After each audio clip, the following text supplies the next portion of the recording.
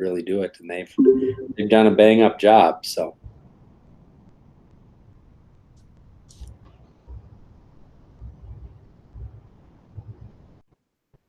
I see John started the recording for this session. So this is a session from Lake ECMECC 2020 with Nicole Pruden on, I will get the title of it, on Protect Your Online Life. That was a test to see if you remembered. Yeah, exactly. So tell me, Mark, go ahead. tell me if you can see that. I can. Perfect. And then if I go like this, can you still see my browser? I can see the whole browser now. Before I was just seeing the presentation. Now I see the whole browser. Yep. I just have some other stuff that I want to share too. Yep.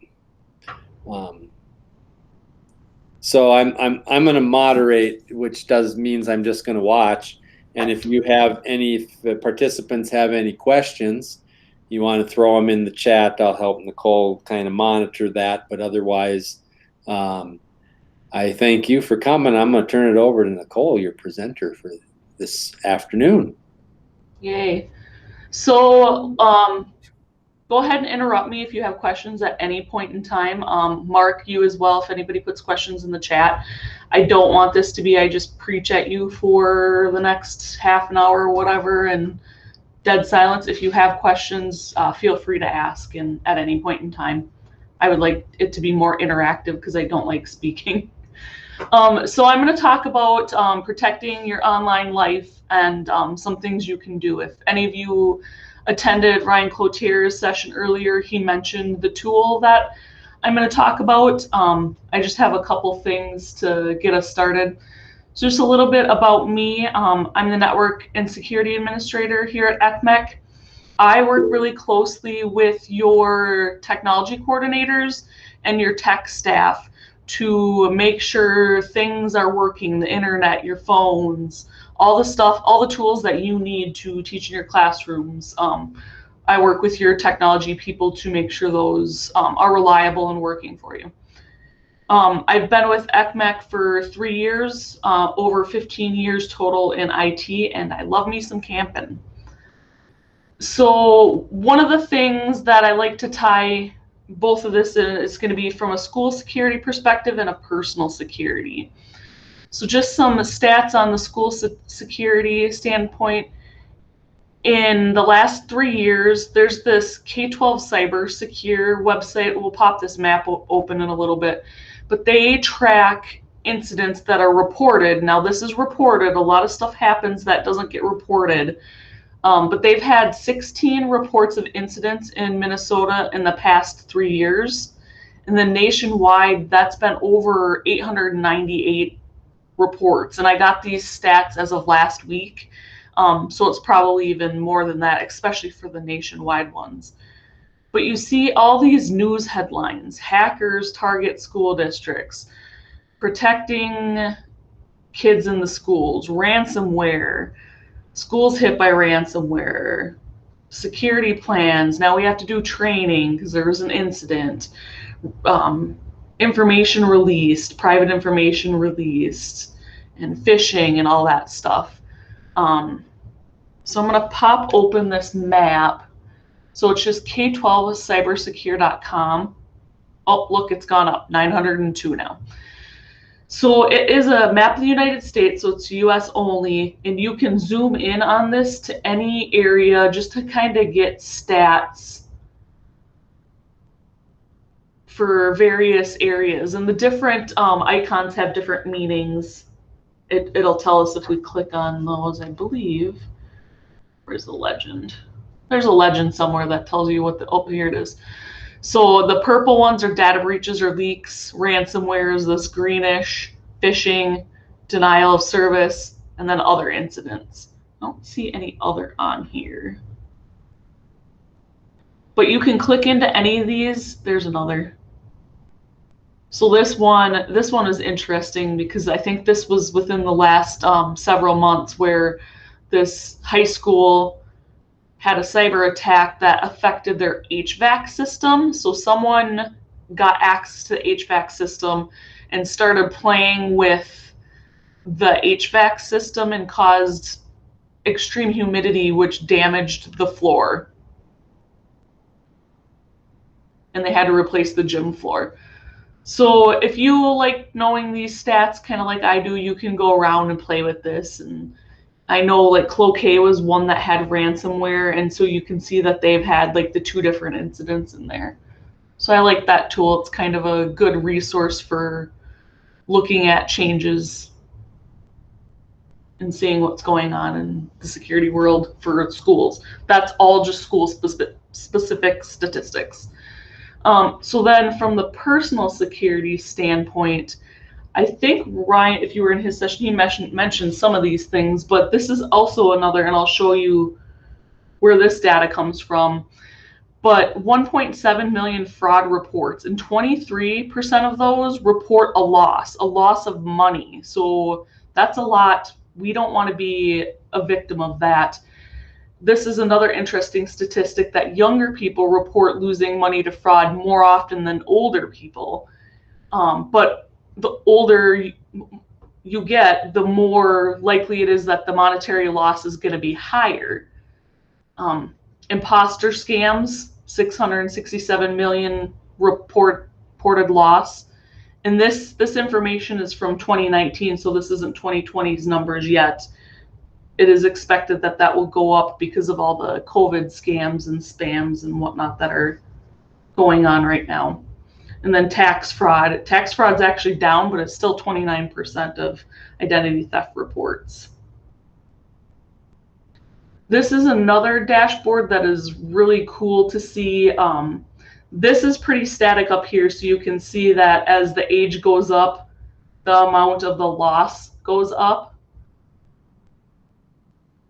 And then this is the loss per 100,000 population. But what is really cool, and this is interactive, so we'll click into this, is you can see by the age group. So on this screenshot, it was 20 to 29. The payment, it's internet or mobile payment methods that are affected, and the contact method is online. So if we pop that open, actually have it open already, you can see as we go to the different age range, how that changes. So internet and mobile and online, 30 to 39. Credit cards. So it shifts to credit card payment methods instead of like internet or mobile is going to be like your PayPal. Facebook has their pay thing as well, Venmo, those types of things. Contact methods still online. But you can see how different age groups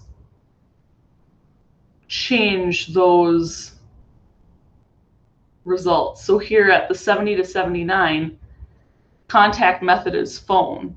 So what that tells me is, you know, anybody under 70 years old, you need to be a little bit more cautious online. And then when you over 70 is when you really need to be more aware about phone scams and stuff like that. So that's kind of a cool statistic there.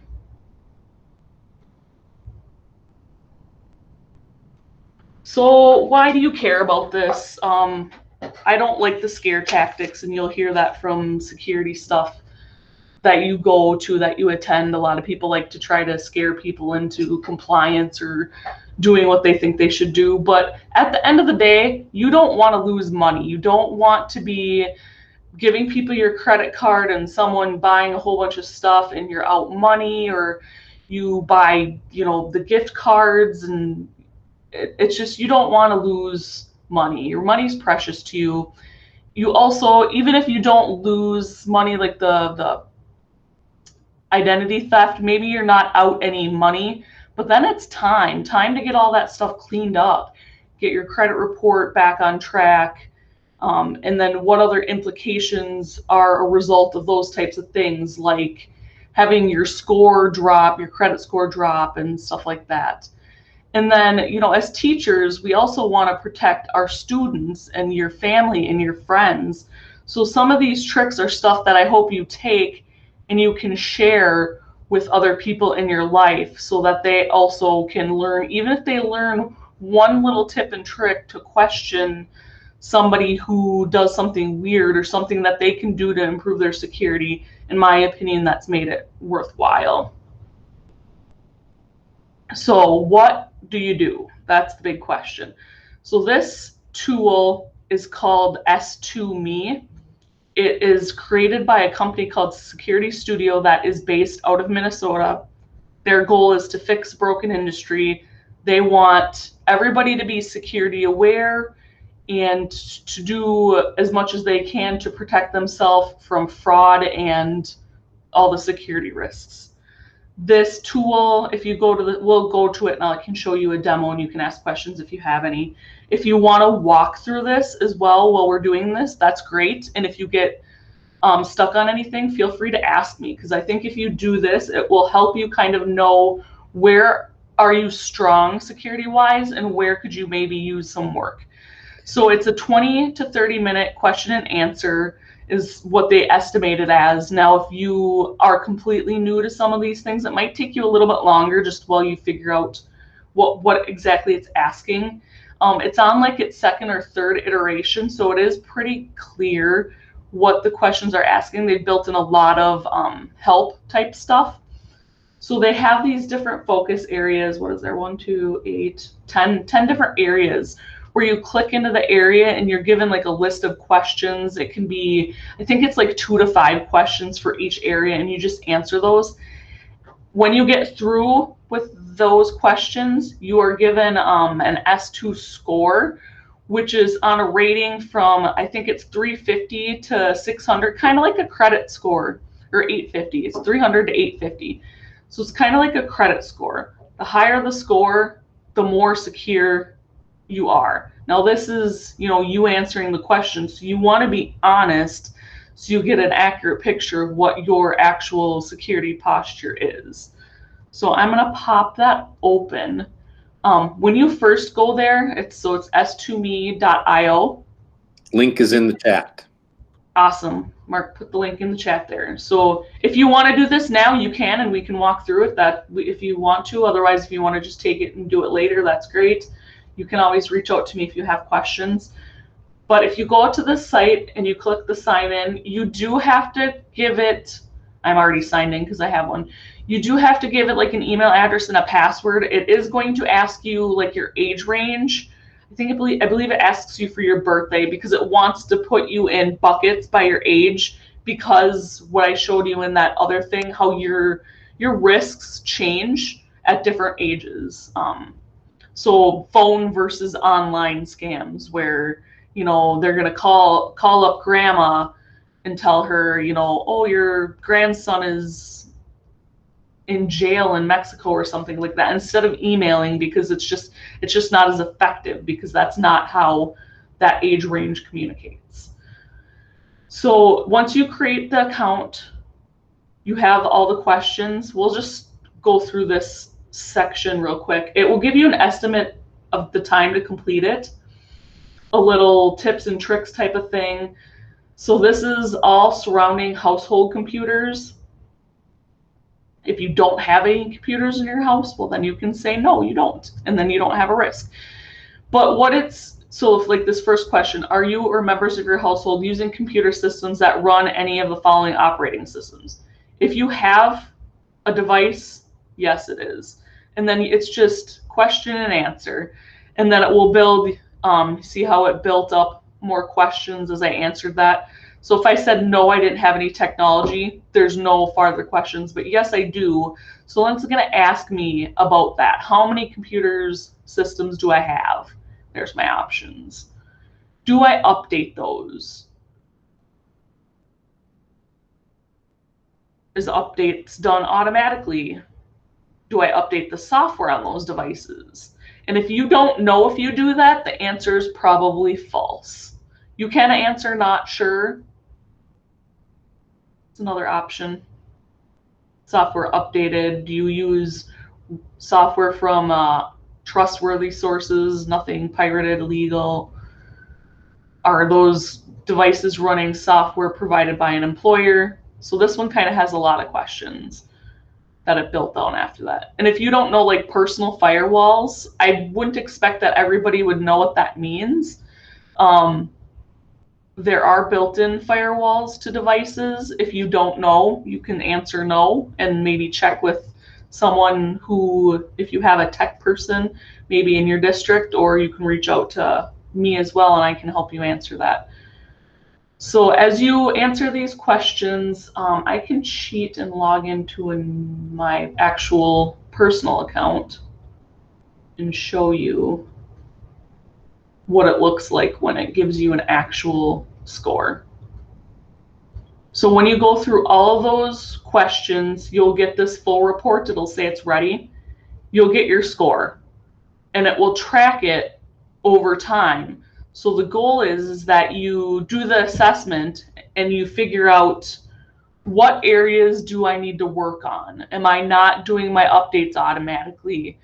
Do I not, have a backup strategy in place to back up my data? It will point those things out to you, and then over time you're going to want to just work on those things, as you have time. Doesn't have to be high pressure, whatever's important to you, so you can change your score and make it and improve it.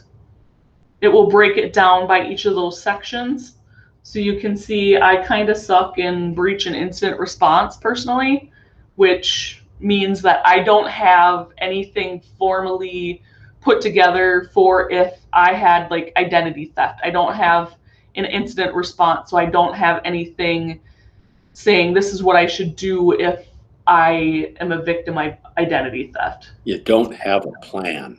I don't have a plan. My plan is to be deal with it as it happens, which I suspect a lot of people are in that same boat. So, and then you can see the breakdowns too of the scores. So 300 is going to be very poor. You're going to want to do stuff right away. I suspect nobody will have a 300, because I think that would be like really hard to get, and you almost deserve a prize, because that's like, I don't know. I don't even know if that's possible. And then poor, fair, good. They want people to be in like this good range, and I think the good is 660 and higher is the score for that. Or actually it's 779. They updated it. Oh no, that's my score. Never mind. Yeah, they don't have they want everybody to be in the 660, so just above the fair area. Then you also get like this recommendations, and it will give you top 5. So here's the things to work on, and here's how it's going to improve your score. So right here, on my computers, they have the ability to create individual accounts and download things. I should turn that off. I'm not encrypting my personal devices. If I were doing that, I would gain 7.99 points. And right here's the incident response plan type of thing. I should create a I should create and document a personal incident response plan for me and my family. So what happens if me or any of my family members are a victim of identity theft? If we get a notification that, like the Equifax thing, what should I should have something that says, if something like that happens, here's what I should do, follow my credit report here or whatnot. Just having something in place. And then build an inventory of systems and devices. So I think it's really cool that it shows you, here's some quick things that you can do, and here's how it's going to improve your score. And then you can go in at any point in time and change your answers. So you review. And then here's the answers that I had for those questions. So I can go change these. Let's make it really bad. We'll say no to a whole bunch of stuff.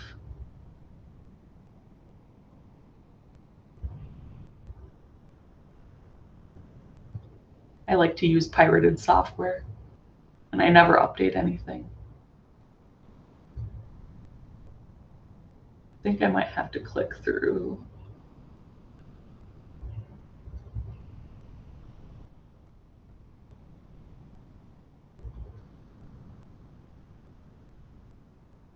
Oh, no, I don't have to do that. I can just go back to here.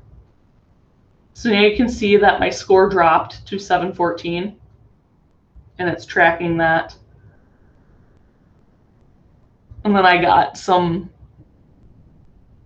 better recommendations. So this one is going to be, 12. I'm going to get 12 points by making sure I'm doing, virus scanning.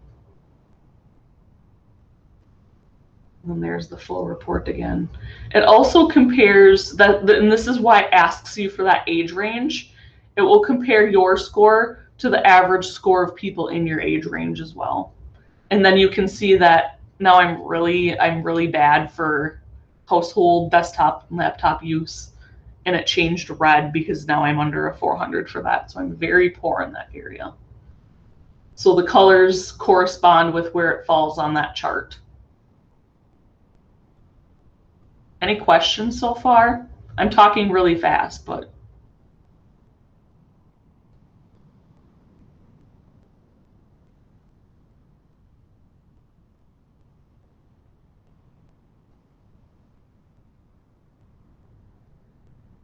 Okay.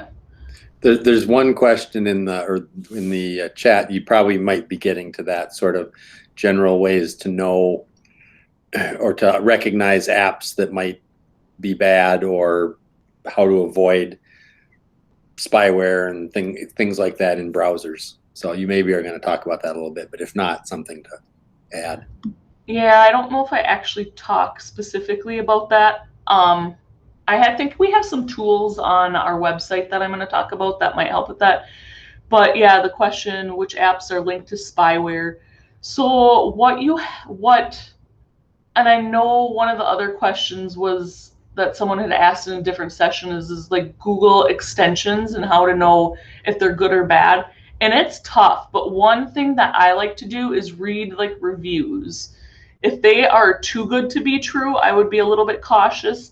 If they're really bad, obviously you're going to be cautious. You want to see something in like the not medium, but a little bit higher than medium range.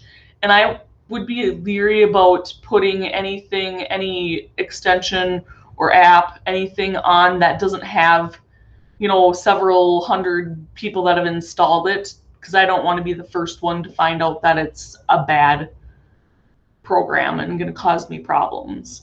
So you kind of do have to do your research. I think there was, Mark, you might remember this, but isn't there a site that ranks programs based on like privacy? I'm going to see if I can find it really quick. I know what you're talking about, but I don't remember what it is. I'd have to dig too. But if I can find it, I can put it in the chat too. Comment, is this it?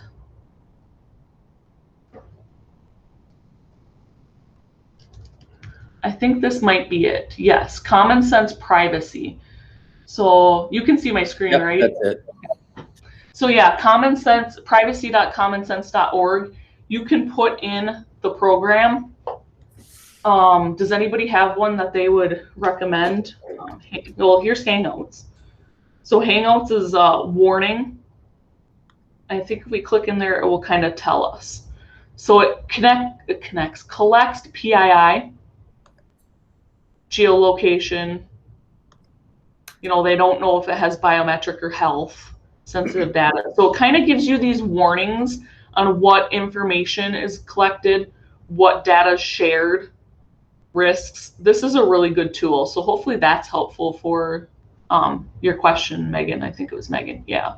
So you can see that. So let's see if they have TikTok on here, because that has been in the news. So yeah, TikTok is a 51%. So you can see all the information that has. Mark, what's the game site that they use for like math games? Shoot, I can't remember. Does anybody have an app that they use for their Cool Math? I can't remember. Cool Math? Yeah, I hope that's not it. No.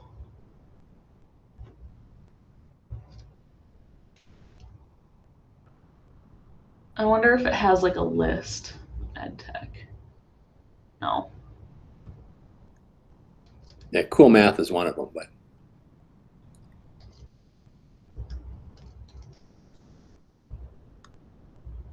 So like Google Classroom, here's one. I just wanted to get one that would show you a pass. So here's a pass, 88%. Still has, you know, some data that it collects. Stuff like that. I should put this on our website. I'll link to this on our website too, because we like to pull in these resources for you guys so you kind of have one-stop shop for all sorts of things. And then here's, you know, if you want to read more about how they rate things, pass, warning, fail. So that site's pretty cool. Sarah, general internet safety for my students, family, and myself.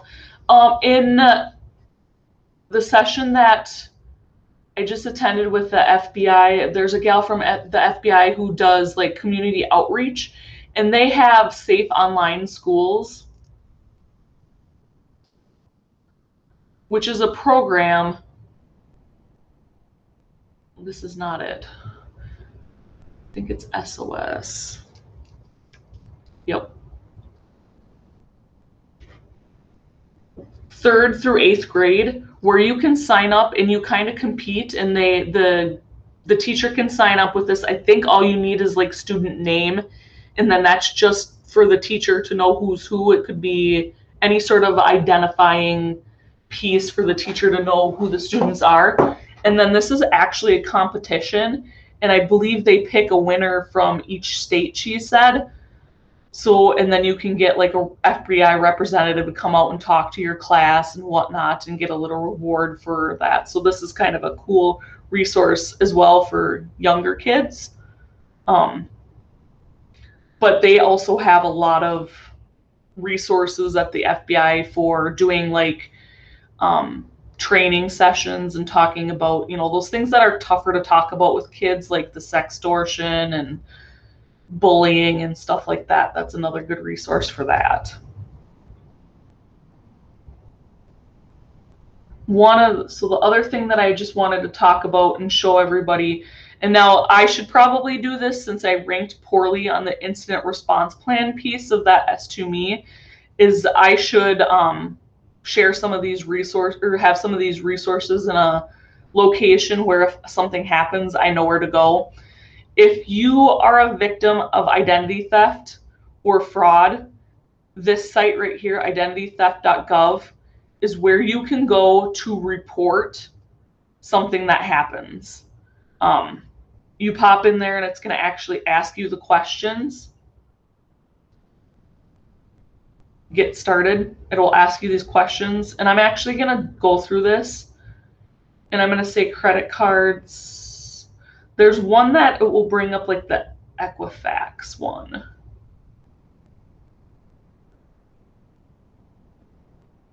Oh, right here. So like my information was exposed in a data breach. And then it will say which one, Equifax. Nobody used my information, so I'm fortunate, so I can say no. And then it's going to tell you about that incident and kind of if you have any steps that you can take. So in July, they settled a lawsuit, blah, blah, blah, blah, blah. Here's where you can read more information about that settlement and whatnot, and what actions you can take moving forward. So this is a super powerful tool. If you ever have something happen to you and you just don't know what to do, you can start here and just run through this quick little guide right here to see if you need to do anything. So like a false tax report, if someone files a tax report on you or with your information. And it's going to give you like a whole plan and kind of do that incident response plan creation stuff for you based on what happens. So when did you find out? How is it submitted? And stuff like that. So that's another good resource to have, and that's just identitytheft.gov. Like unemployment benefit scams that have been going on because of the COVID, the increased unemployment benefits. There have been a lot of scams with people. Your district may have warned you about that, but if you ever get someone say, or someone asking about your unemployment or saying you filed or saying they need more information or like that and you didn't, that's definitely when you want to reach out to your district HR, and you might want to report it out here as well. So just one thing that I think is good to do is keep learning. If you can attend sessions like this or other sessions that are provided by people like the Ryans of the world and whatnot. So any little tips and tricks that you get out of those are going to be helpful to help you protect yourself. And then hopefully you get information that you can share out to others. We have a link on our site, useful security links right here, that I keep up to date that has some of these things out there, like the identitytheft.gov. There's this FTC bulk order site.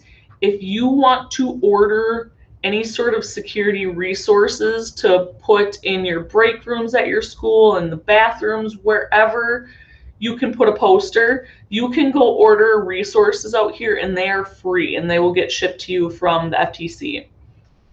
FTC On Guard online, videos, and all sorts of good tools for parents. So this might help Megan with your question as well. Oh no, it's Sarah for your question about helping students and family. This might be a good spot to go here as well for resources on videos and whatnot that can explain things by grade. Stay Safe Online is powered by the NCSA, National Cybersecurity Alliance, and they do every October is the Cybersecurity Awareness Month, where they go through and they tweet out whatnot, like a thing like change your passwords, check your privacy. So they'll do something like, I think it's each week, where they'll have like a focus, and then those are things that you could do personally to protect yourself, and it's not like, oh my gosh, I have to do all these things, but just like one or two little things right there. And then Stop, Think, Connect is also kind of tied with the Stay Safe Online.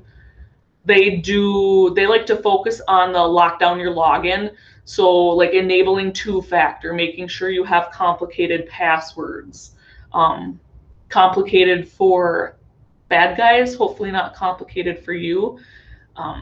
Or like, do you want a password manager? If you have a password manager, what you should use and what that looks like. Be Cyber Smart is a hashtag from the Department of Homeland Security. They like to keep stats on kind of like the stuff that I was showing you as well. No More Ransom. If you ever are a victim of ransomware or you want to prepare yourself ahead of time, this link has a lot of tips and tricks about how to prevent ransomware, like taking backups, having separate passwords and stuff like that. This one, I'll show this one because this one's kind of cool. Have I been pwned? You can put in your email address, and it's going to go out and search. They keep a database of breaches that are disclosed to see if your email address was included in any of those breaches. So fortunately, my work email hasn't been. Let's check some. I know something has been. So we'll check a couple here. Yep. Oh no, pwned. So MyFitnessPal, I didn't even know I used this, but look, in February 2018, they suffered a data breach. What was disclosed: email addresses, usernames, IP addresses, and whatnot. So if you do this and you find yourself out there, go to that site and reset your password. Or cancel it if you don't use that site anymore. But yeah, you definitely want to make sure that password gets changed on that site. And if you're using that password anywhere else, you are going to want to change those sites as well, because what happens is that now this password, so it was password in here, this email address and password combination is now probably in a data dump that hackers would take and try to do brute force attacks with. And that just means they grab all these credentials, and now they potentially could, like if I use the same email and password on Twitter, Facebook, or my bank, they could now get in because my password's been disclosed, and that's going to be what they're going to use going forward. And just because your information is on here, it doesn't mean like you've had any sort of identity theft activities. It just means that this data has been exposed. So like name and email address isn't a huge deal. Passwords and usernames kind of are. So I might go through and change, and I've already done this, stop using that username combination and definitely stop using that password. So this is a really good tool to check every now and then. And you can also set it up to notify you. So you just put in your email address, check the box, notify, and then if anything gets added to their database that they keep of incidents, they will notify you proactively. So then you can take care of that right away instead of wondering how long your password was out there. And then this site, this last one on here, the Ultimate Guide to Cybersecurity and Data Protection for Consumers, is kind of another site that dumps a whole bunch of resources out there. And then they have some of those graphs that I showed you broken down by the different types of fraud, identity theft, and whatnot. But they also have training and resources and stuff up here. Like here's device security, how to secure your mobile devices. A couple tips and tricks on there. Keep it locked. Don't use unsecure wireless. Don't download free apps. Your steps for personal computers, specific to Windows, specific to Mac, email, network security. So there's a lot of good stuff out here as well. So this is a good place to check for a huge dump of data. And this might be information overload. So just pick what you can focus on and start there is the best way that I find people can handle it. Yeah, this keeps going.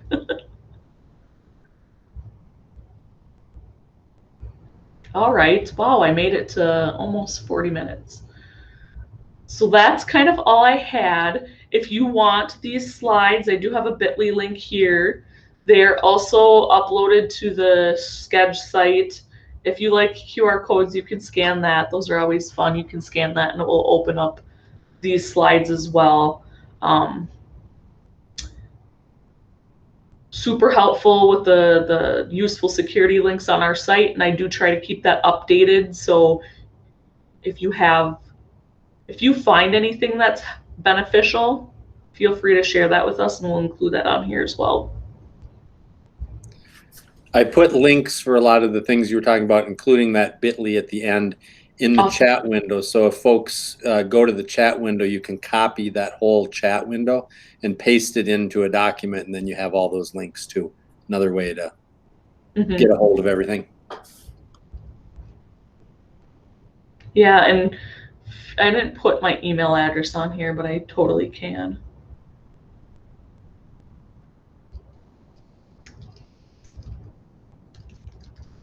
If you go through that S2Me and you have questions about, what is it asking? Why is it asking this? Feel free to reach out to me, and I put my email address on the slide deck too if you need that. Oh, Mark put it in the chat as well. Yeah, I think it's a cool tool. What I think would be kind of fun, and I haven't quite convinced Mark and John to do this yet, but is if we could get competitive and everybody take it and see who has the best score. It's not super fun with ECMECC because there's only the 4 of us, but maybe you could start something in your district. We're afraid of you. Yeah. So who's got the best score and who's shown the most improvement types. You could get fun with it. It's kind of fun. And John, I think, wanted me to remind everybody to fill out the evaluation that he just sent out. They'll get it in their email. Yep. In email. Yep. Yep. So make sure you fill out the evaluation. Let us know how everything went, if you had any issues. Hopefully everything went pretty smoothly. I can stick around for questions for the next 15-20 minutes if anybody is too scared to ask them in front of the group and wants to wait.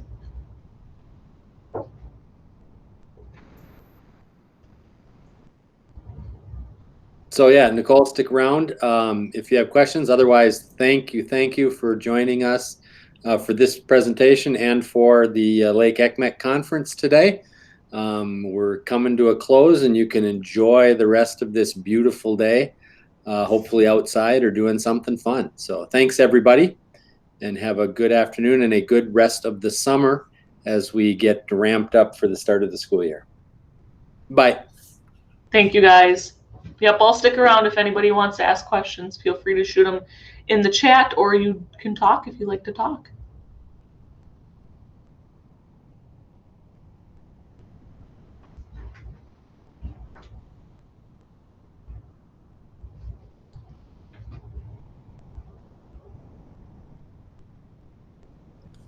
And there went the last not ECMECC person from the group. So they fled quickly. I had no questions. Oh, all right. That was fun. Mm-hmm. I have a question. Yes. Just a second, I'll shut off this other one here. There, does that make it better? John can stop recording.